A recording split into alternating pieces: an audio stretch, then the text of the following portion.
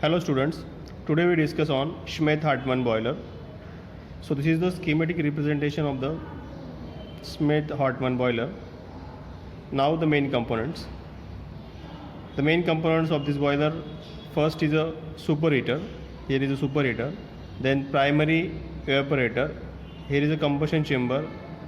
It means there is a ash pit is here and grate is there. Then this is a water drum which collects the distilled water. This is feed preheater. This is evaporating drum. Inside the submerged heating coil is there. This is primary separator which separate the steam, and this is the feed pump. So these are the main components of the Schmidt-Hartmann boiler. Now the principle of this boiler. The principle of this boiler is a high pressure steam is utilized to generate a low pressure steam of regular water. Means what? A high pressure steam is used to generate the another low pressure steam of regular water, and then that steam is utilized for the next further application or to the prime mover. So the working of the Schmidt-Hartmann boiler, how it works. First, the cold air with the help of blower is blows and come inside the boiler. Then the flue gases which are flows from the bottom to top, from primary evaporator to superheater, and then here air preheater, which exchanges the energy, and the cold air becomes hot in the air preheater, and then that hot air is again travel towards the combustion chamber, which helps to burn the fuel. So in this way we utilize that air, hot air. Then here there are two circuits are there. First is a primary circuit which shows in blue lines, and then secondary is a secondary circuit which shows by the red lines. So first we discuss on the primary circuit. So primary circuit, in primary circuit the water which is condensed and collected in this feed preheater is then collected in water drum, and then that distilled water travel towards the primary evaporator. In primary evaporators it converted into the steam, and then in next it is travel towards the primary separator, where the high pressure steam is generated at generally the 100 bar. At 100 bar pressure, that steam is then which inside the submerged heating coil travel towards inside the evaporating drum. Means what? From here the distilled waters is come inside the primary evaporator, then it increases the temperature and converted into the steam, saturated steam. Here it is separated and becomes at saturated steam at 100 bar pressure, and then come inside this evaporating drum through these tubes. Means what? Here the pressure is 100 bar, and then it is condensed. Means what? The high pressure condensate form in the submerged heating coil is circulated through a low pressure feed heater on its way to raise the feed water temperature of its saturation temperature. So only the latent heat is supplied in the evaporating drum. Means what? Here is the high pressure steam, then which is it is condensed and then collected here, and then the water condensed water is collected here in water drum and then utilized for the further. So this is primary circuit where the high pressure steam is generated. Now the secondary circuit, the water from hot well. Means what? The regular water from hot well is pumped through the feed pump and forward to the feed preheater. Then in feed preheater, the heat from the condensate is applied to the feed water, and then it is heated, and then that heated water is sent towards the evaporating drum, where it takes the heat from the submerged heating coil. Means what? This is a primary circuit already we discussed, and then in secondary circuit the regular water from hot well is pumped with the help of feed pump and then forward in the feed preheater, then it takes the heat from condensate or the feed preheater, from the feed preheater, and then it is forward to the evaporating drum, where it takes the heat from the submerged heating coil. Means what? It takes the heat from the high pressure steam which is at the 100 bar pressure, and then that regular water becomes converted into the steam at 60 bar pressure.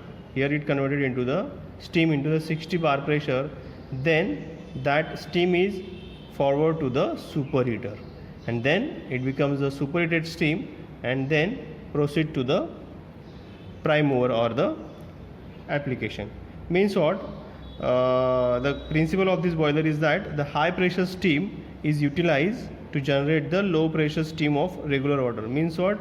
The high pressure steam is generated in primary circuit at 100 bar, and then with the help of this steam we generate or produce the low pressure steam of regular water at 60 bar pressure with the help of this 100 bar pressure steam, and then we forward it to the superheater, and then it's superheated and then goes to the prime mover.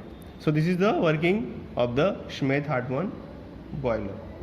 So basically it works under the two circuits, that is primary circuit and secondary circuit. In primary circuit, the natural circulation of distilled water is there and steam is produced at 100 bar, and in secondary circuit it uses the regular water and steam is generated at the 60 bar. So now the advantages of the Schmidt-Hartmann boiler. The first is no salt deposition in the primary circuit, and then second is a load fluctuation can easily be managed in this type of boiler. So these are the two main or prime advantages of the Schmidt-Hartmann boiler. So this is all about the Schmidt-Hartmann boiler. Okay, now we learn the Ramsden boiler, that is Ramsden boiler. It is called as a one-through boiler. Means what? The boiler in which the water flows without a recirculation sequentially through the economizer, evaporator and the superheater. Means what? Once the flow is started, then it flows sequentially without recirculation, and then flows from economizer, evaporator, superheater, and then finally it goes out to the application. So that's why it is called as a once through boiler. It is similar to the Bunsen boiler. Means what? There is no drum is present in the Ramsden boiler. So it is also called as a drumless boiler. The temperature of water is raised up to the critical temperature in the economizer, so its thermal efficiency is very high. So now let us concentrate on the schematic representation of the Ramsden boiler. So here there is a feed water, and with the help of feed pump it forward towards the economizer. Then in economizer it get heated due to the heat exchange from the flue gases. The flue gases which flows from bottom to the top from here, and then it exchange the heat. So here the water get heated, and then that heated hot water again flows in this way, in this line, and forward towards the evaporating section, that is the spiral tube evaporating section. This is the spiral tubes evaporating section, where it evaporates and again get forwarded towards the convection superheater, where it take the heats from the superheater, and then that it converted into the steam here, and then it converted into the superheated steam in the convection superheater. Here it becomes a superheated steam, and then finally it goes out to the application. So this is the simple representation of the Ramsden boiler. Again I repeat it. As we discussed, it is a once through boiler. So from the feed pump, the feed water reaches to the economizer, where it preheated in economizer and becomes hot, and then the heated water goes to the evaporating section, where it converted into the saturated steam. Then again it forwarded to the convection superheater, where it gets superheated, and then that superheated steam is proceed to the out or towards the application. So this is the working of the Ramsyn boiler. It is more suitable for the load fluctuation, high heat transfer rate. So these are the 2 to 3 advantages of the Ramsyn boiler. And as we earlier discussed that it's a one screw boiler, means what? There is a, without a recirculation it flows, water flows in one stroke, that is when it entered into the economizer and finally goes out through the superheater, becoming the superheated steam. So this is the working of the Ramsyn boiler.